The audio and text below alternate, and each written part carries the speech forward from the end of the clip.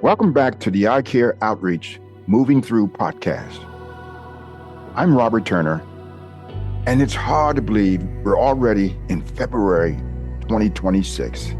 It's mid-February 2026. Today, in our series on alleviating poverty, we're exploring the attitude of poverty.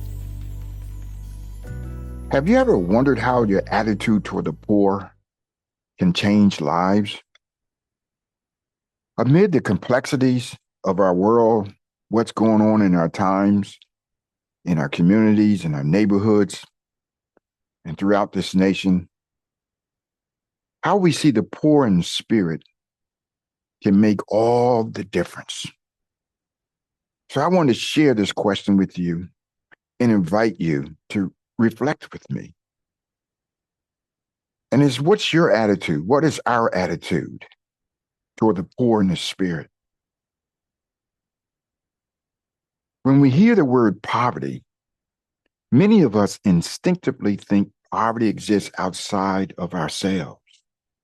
We picture neediness, unhoused, broken, or lack of stability in the lives of others. And often we associate poverty with people who struggle to meet their most basic care and needs, or even experience a good standard of living. But for many, poverty is defined in purely economic and tangible terms. The tendency is just to see only a lack of financial means and or material resources, something that affects individuals or communities whose lives already appear broken. You see, as I Care Outreach engage in the work of alleviating poverty, I believe there is a hidden invitation in a more meaningful way to understand poverty, or even to seek to understand poverty. One that begins not by looking outward nor upward, but inward. Because when you and I slow down, cease striving, and reflect, we can begin to recognize and perceive our own lack of incompleteness. And that sense of lack or incompleteness or even unwellness can come from many places without and from within. So if you and I are really serious about tackling poverty, if you and I are really serious about tackling poverty, we must first acknowledge the history and challenges that shaped our lives while recognizing its effects. I'll give you an illustration, if you can just picture it. It's like a pebble thrown into an ocean and the ripple effect that extends beyond what we can visibly see. And what I visibly see is when our eyes are open to reality, we can become keenly aware that something is absent. Yes, something is missing, something is absent. The truth is, poverty is a shared human experience. Each of us wrestle with a sense of lack or incompleteness and neediness. So we must begin there. Because, and by, our very nature, we're people born into and experiencing poverty. And each of us needs alleviation. Poverty exists, truthfully speaking, in those parts of ourselves that are not what they could be. Places we cannot repair through our own well-meaning resources and strength. When someone experiences either emotional pain and, relational loss and traumatic experiences, or even a vocational or educational or employment setback, you can fill in the blanks. You can just, hearts breaks, sadness, fear, anger, and despondency just rise up. And often it is in that brokenness, that brokenheartedness, that poverty exposes itself. Poverty cries for and desires. And you know what? It can even demand some form or kind of alleviation. And not everyone recognizes this. But Jesus tells of a Pharisee who could not see his own dependence. And then Jesus speaks of being poor in spirit. And this phrase, poor in spirit, paints the picture of a beggar, utterly dependent on others for survival. And friends, that's not a flattering image, but it is an honest one. Let me share with you the Pharisees and religious leaders of Jesus' time did not really consider themselves poor in spirit. You see, they considered themselves spiritually rich and connected. They relied on their strict adherence to the law and their status within the religious community to confirm their relationship with and righteousness before God.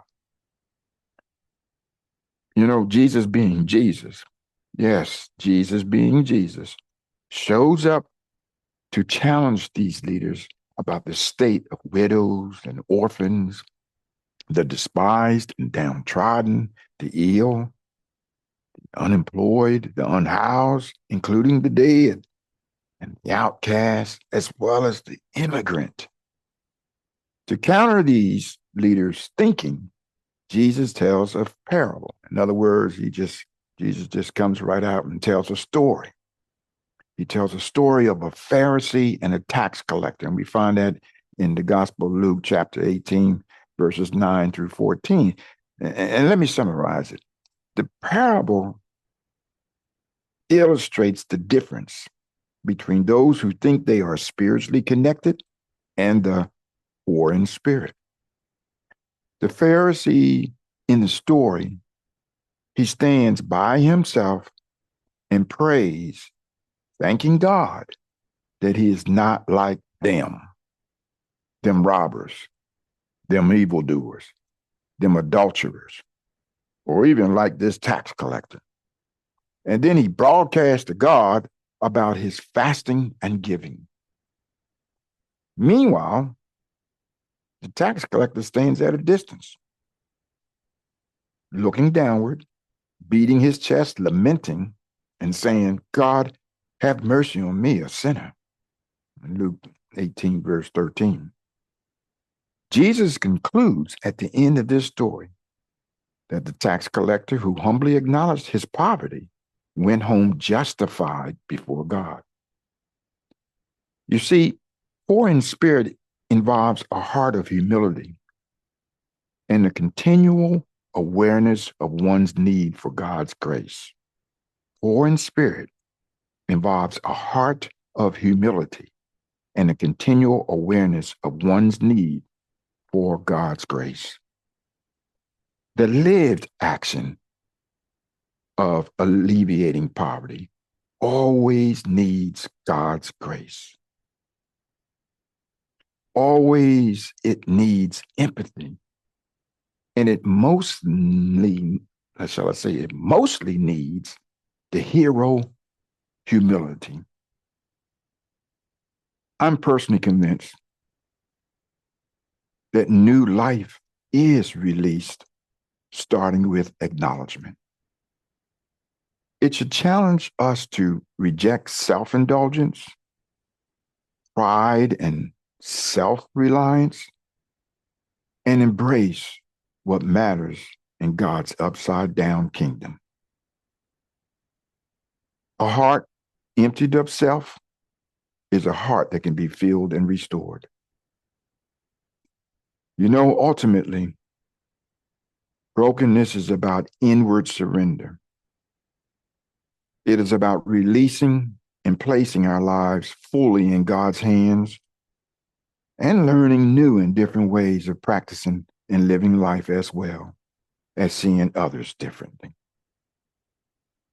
And this is what I Care Outreach has woven into its education, training, and service.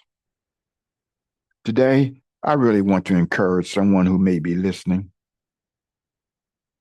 Because when we truly encounter our neediness, our own incompleteness and our dependency, the weight of it can feel crushing and even overwhelming at times. But we must know this: God is in proximity, and He is always ready for the poor in spirit. Yes, God is in proximity.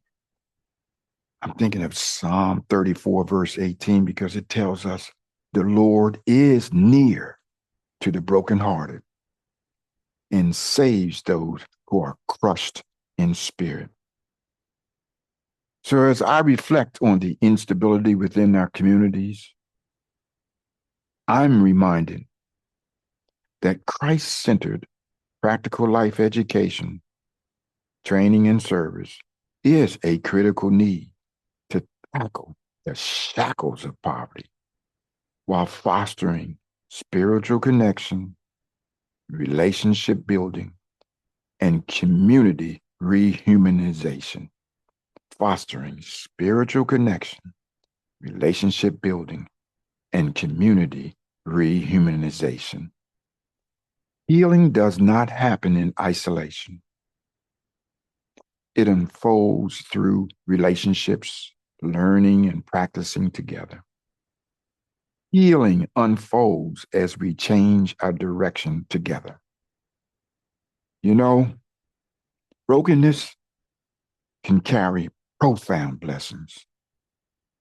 And when so many people in our cities, towns, and neighborhoods are caught in the grip or generational cycle of poverty, whether it's visible, unseen, or unreported, we have been called to action.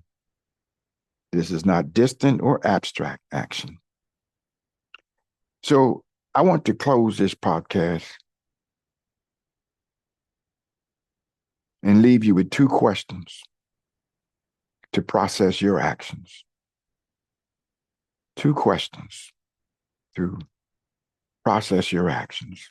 One, what opportunities, what new challenges or people the Lord is inviting you to embrace?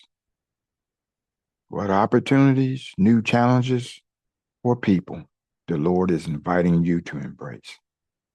And the second question, what action will you take to explore your own heart's attitude towards the poor? What action will you take to explore your own heart's attitude towards the poor? Thank you for taking the time to listen today in this Moving Through podcast with our series focusing on alleviating poverty. In today's podcast, The Attitude of Poverty. Thank you for listening. And on behalf of our Care Outreach, we thank you for your generosity. We thank you for your service and your faithful prayers. And as 2026 unfolds, we are deeply grateful for the transformational healing that is on display in the lives of so many because of your continual support. And join me again in April as I continue my podcast series on alleviating poverty. God bless you.